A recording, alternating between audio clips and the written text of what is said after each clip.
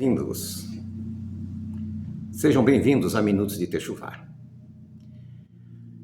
Hoje eu gostaria de fazer esse vídeo sobre a Torá antes de Moisés.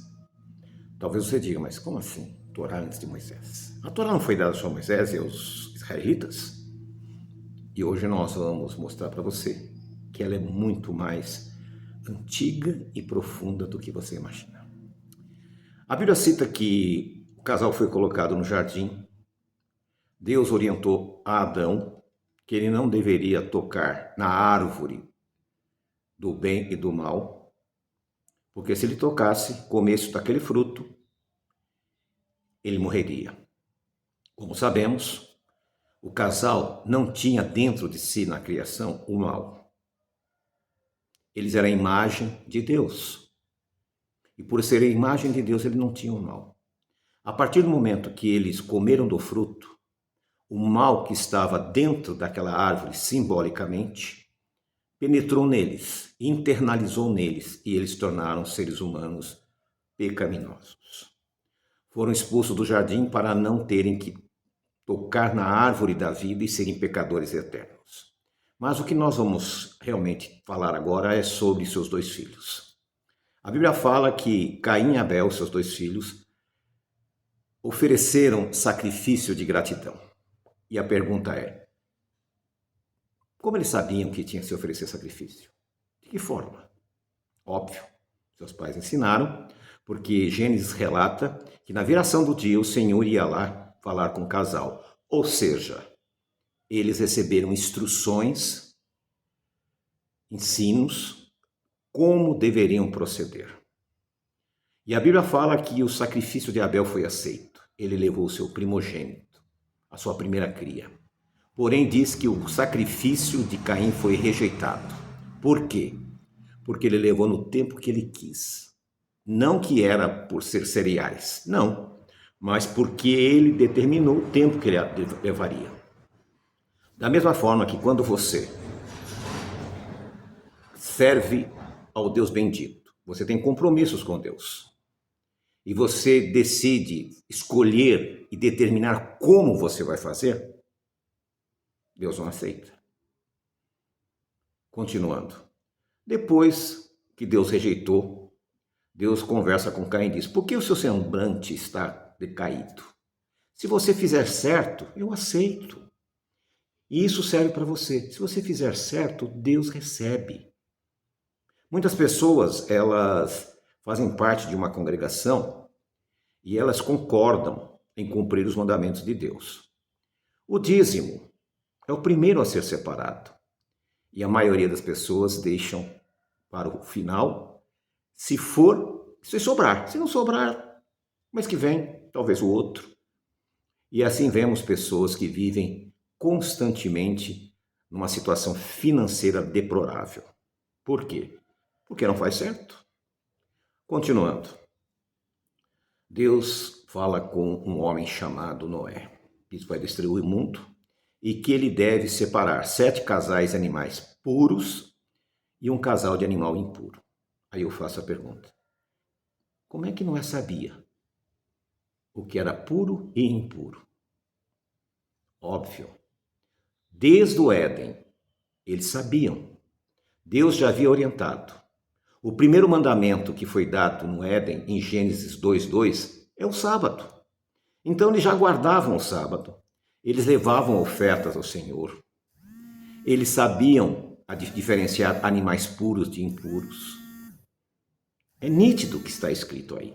Obviamente que não foi um tratado como foi dado a Moisés. Foi oralmente passado de pai para filho. Esses princípios da Torá. Matar. Como Caim sabia que não poderia matar? Por quê? Porque havia uma Torá oral, sendo passada de geração em geração.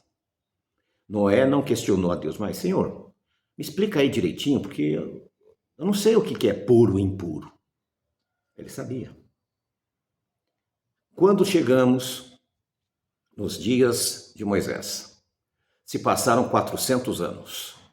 E nesses 400 anos o povo esqueceu do seu Deus, esqueceu das leis, esqueceu dos princípios. Então foi necessário novamente trazer a Torá para o povo. Porque eles haviam esquecido. Eles eram escravos. Porém, as pessoas questionam, mas eu tenho que guardar toda a lei? Nós vamos especificar aqui. Quando foi instituído a nação de Israel, existem leis que eram para uma nação. Por exemplo, leis civis, leis de propriedade, leis de sucessão, crimes. Um indivíduo, pela Torá, ele não pode matar, mas o Estado, ele tem o direito de ter a pena de morte. Então, quando as pessoas dizem que o Deus do Velho Testamento ordenava matar, não era o Deus, era o Estado. Nós temos as leis que regem as guerras, até hoje. Quando um país entra em guerra com outro, ele só pode atacar alvos militares. Se ele atacar um alvo civil, ele é um criminoso de guerra e ele vai preso. Existem vários ex-presidentes presos até hoje. Foram condenados lá na corte de Haia por crimes de guerra. Então, um país, ele pode estabelecer prisão perpétua, ele pode estabelecer pena de morte. O indivíduo não. Então, Deus não ordenou para que o israelita comum saísse matando. Isso é uma mentira. Era o Estado de Israel como nação. E muitas leis que estavam ali, obviamente, não são para nós. Nós temos alguns princípios fundamentais que foram dados a nós, que é os 10 mandamentos, as festas bíblicas, a lei da alimentação, que era o que foi dado lá no Éden. Então, da próxima vez que alguém dizer que a lei de Deus foi abolida, você diz o seguinte: Deus nos livre de tal coisa. Porque se não houver lei, não há pecado. Se não há pecado, a morte de Yeshua foi em vão. Se a morte de Yeshua foi em vão, nós estamos perdidos. Outra coisa, se não há mandamento, se não há lei, qualquer homem pode tomar a sua esposa. Qualquer homem pode tomar os seus bens. Qualquer homem pode lhe matar. E não é pecado. Por isso, meus amados, ponha a mão na sua consciência. O apóstolo Paulo, que é usado erroneamente para dizer que a lei não tem valor, diz em Romanos 3,31. Anulamos, pois, a lei pela fé? De maneira alguma, antes estabelecemos. O próprio Yeshua, em Mateus 7, 22 e 23, diz o seguinte: naquele dia, que dia? Da sua volta. Muitos me dirão: Senhor, nós fizemos milagres em teu nome, expulsamos demônios, fizemos maravilhas. E ele diz: e eu vos expulsarei da minha presença, porque vocês são contra a lei. Em 2 Tessalonicenses, capítulo 2, versículo 9 a 12. Ali Paulo especifica que muitas pessoas, por endurecerem o coração, não quererem aceitar a verdade, Deus manda um espírito de engano para que eles creiam na mentira e pereçam. E no Apocalipse 21, fala do lago de fogo, que vai a besta, aqueles que praticam sodomia, aqueles que são mentirosos, o dragão, Satanás. Se você diz que a lei de Deus não está em vigor, você está enquadrado no mentiroso. E aí também, a Bíblia diz aí que todos serão lançados no lago de fogo.